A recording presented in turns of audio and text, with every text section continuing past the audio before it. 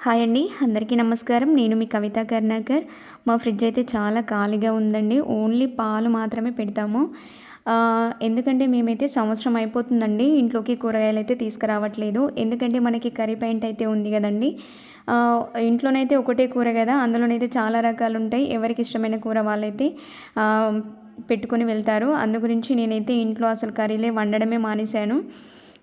ఎందుకంటే మనకి ప్రతి ఒక్కరికి గూడా చాలామంది అనుకుంటారు గదా! హోటల్‌లో ఉన్న ఫుడ్ ఎలా ఉంటుంది, ఏంటిది అనేది. మేమైతే మా పిల్లలకి గూడా బాక్స్‌లో అన్నీ అందులోనే కట్టిస్తామండి.